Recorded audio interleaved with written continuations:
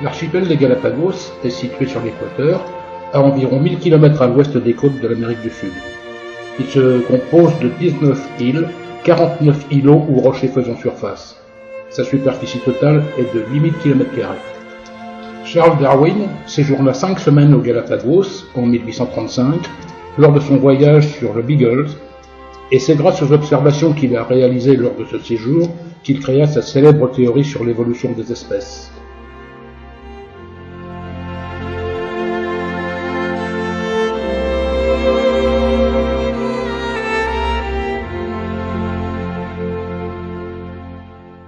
Nous découvrons nos premières tortues géantes sur l'île de Santa Cruz.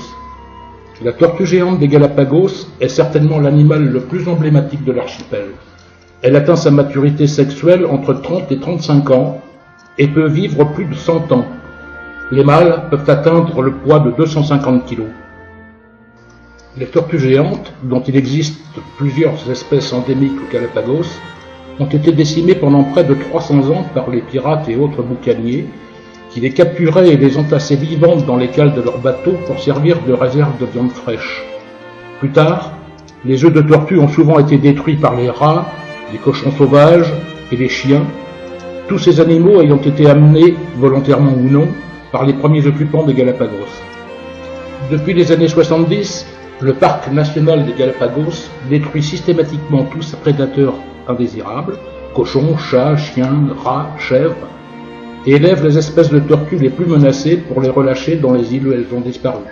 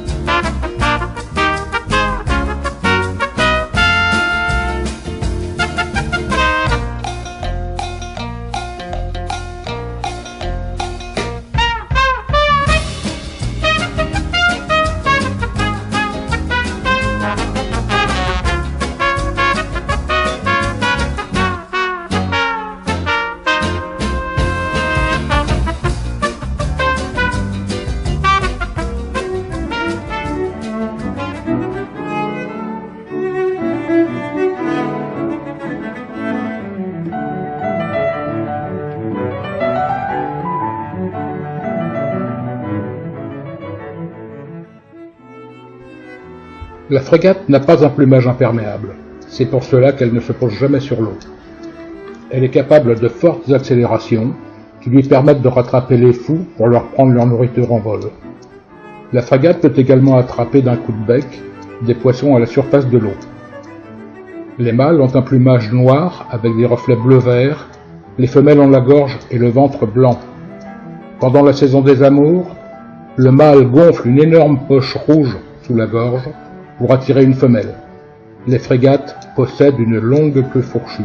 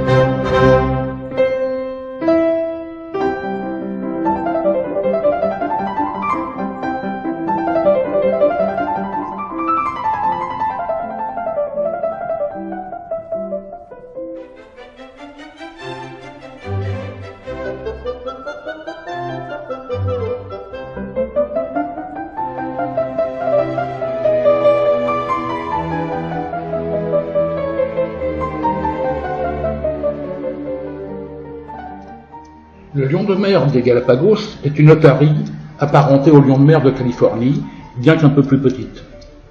Contrairement aux phoques, les otaries ont de petites oreilles externes et se tiennent au-dessus du sol en se soulevant sur leur nageoire antérieure, ce dont les phoques sont incapables. Il n'y a pas de phoques sur les îles Galapagos. Malgré leur apparent manque d'agilité sur Terre, on est surpris de trouver des lions de mer en haut des falaises les plus abruptes où ils arrivent à grimper. Il est très difficile de dénombrer les lions de mer avec précision. Leur nombre est estimé entre 20 et 50 000 aux Galapagos, et on les trouve sur quasiment toutes les îles.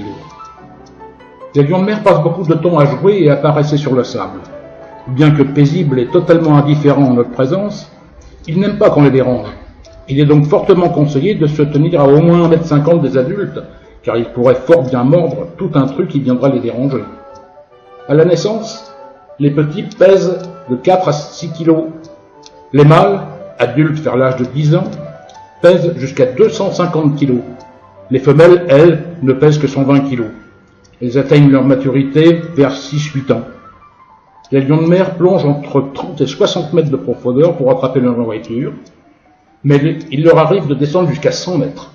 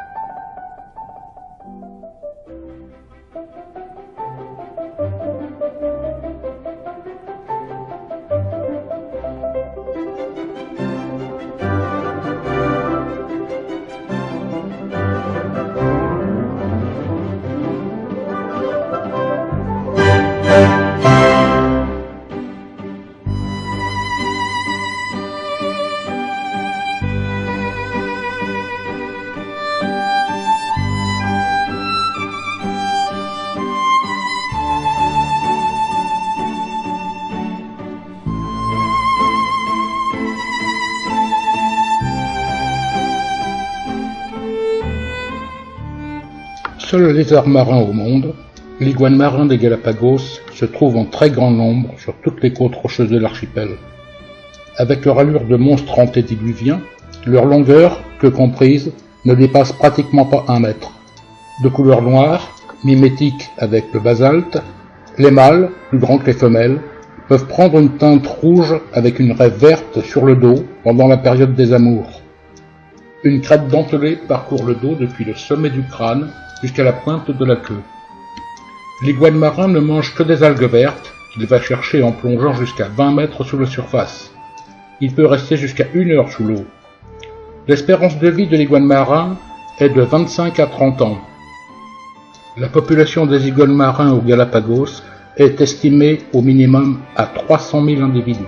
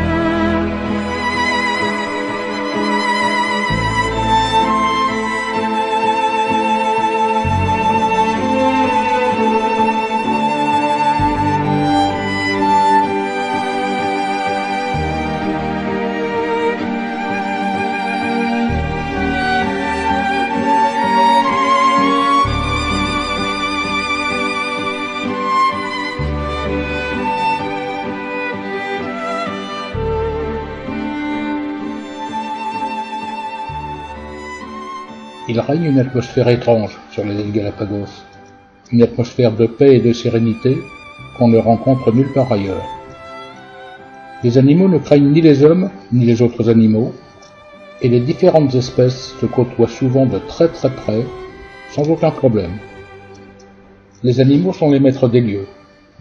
Pour passer sur les chemins balisés, on doit souvent les enjamber. Ils nous regardent alors sans agressivité, et continuent tranquillement à dormir ou à manger comme si on n'était pas là. C'est ainsi que sur les quais de Puerto Ayora, sur l'île de Santa Cruz, les pêcheurs, pour décharger leurs bateaux, sont souvent obligés de contourner des lions de mer qui font la sieste. Il y a peu de prédateurs naturels sur les îles Galapagos, hormis les rapaces qui se nourrissent de jeunes iguanes et de lézards, et les frégates qui détruisent un grand nombre de tortues tout juste écloses.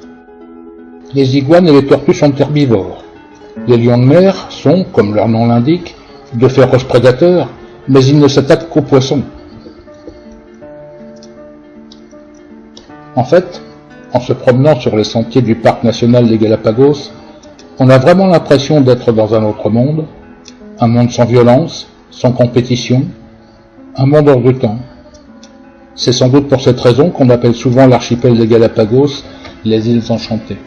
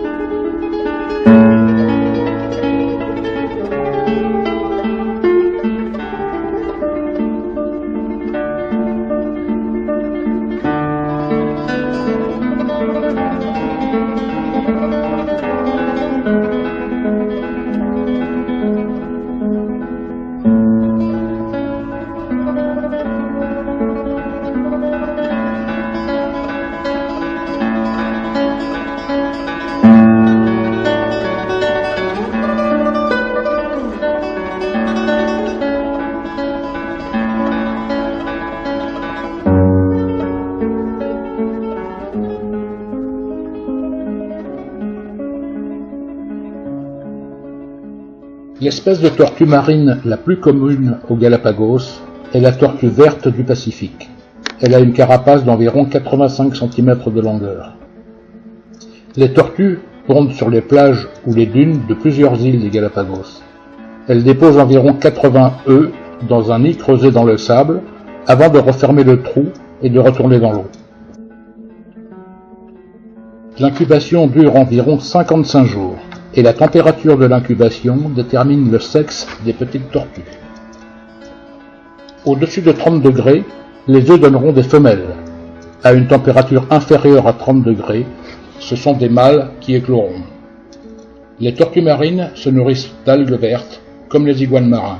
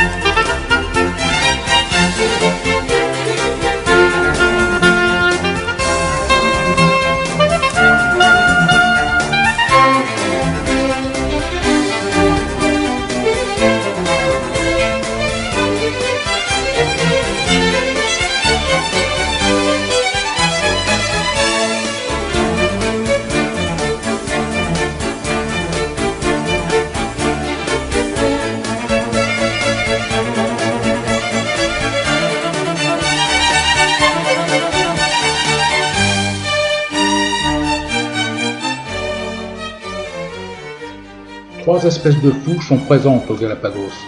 Le fou à pattes bleues, le fou à pattes rouges, le fou masqué. Tous les trois pêchent en plongeant dans l'eau d'une grande hauteur et en repliant leurs ailes en arrière dans le prolongement du corps. Le fou masqué est le plus grand des trois, mais le plus connu aux Galapagos est le fou à pattes bleues, ou Blue-footed Booby en anglais, qui, à la saison des amours, effectue une parade nuptiale particulièrement impressionnante et comique.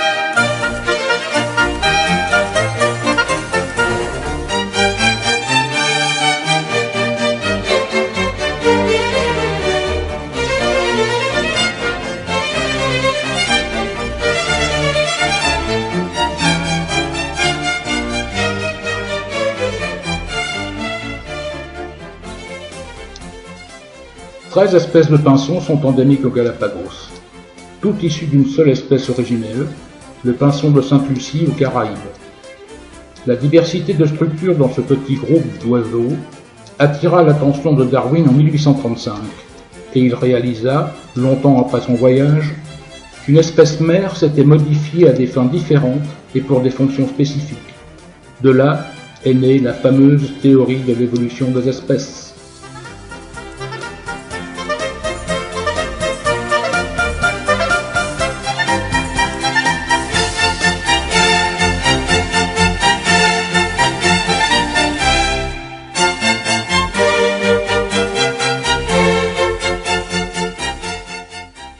L'iguane terrestre, de couleur jaune-orange à brun, est un peu plus grand que l'iguane marin. Il peut atteindre 1,20 m de longueur. Les iguanes terrestres se répartissent sur les îles centrales de l'archipel. Ils ont la tête plus pointue que les iguanes marins, mais comme ceux-ci, ils sont herbivores. Ils mangent toutes sortes de plantes, mais ils aiment par-dessus tout les fleurs, les fruits et les feuilles épineuses des cactus opuntia. La crête dorsale des mâles est plus marquée que celle des femelles. Les iguanes marins et terrestres sont des espèces endémiques aux Galapagos.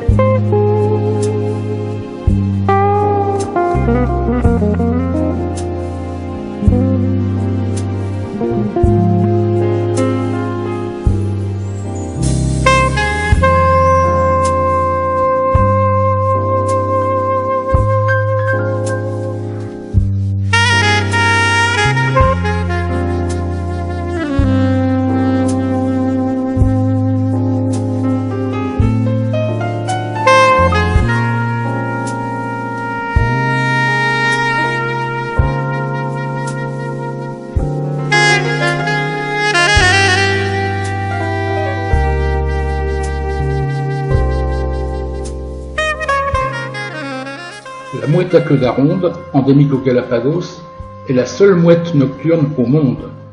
Elle se nourrit la nuit de poissons et de calmars. Elle peut voir la nuit grâce à un petit anneau rouge qu'elle possède autour des yeux et qui lui sert de sonar.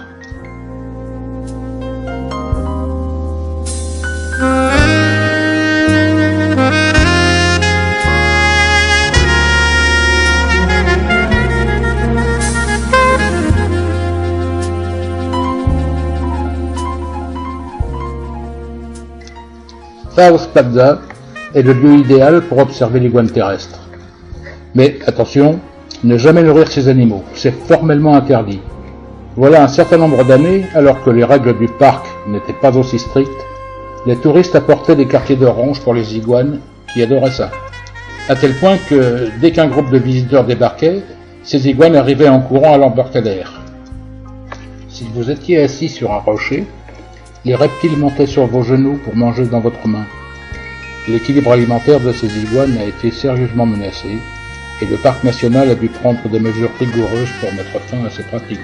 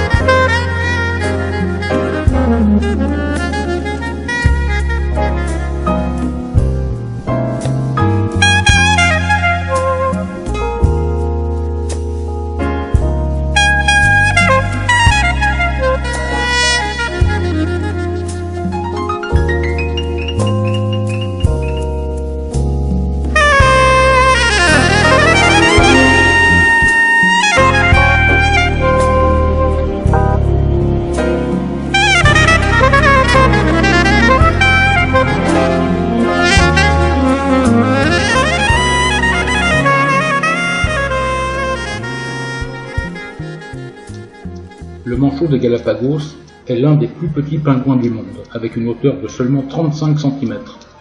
Sa présence sous l'équateur est due au courant froid de Humboldt qui remonte de l'Antarctique.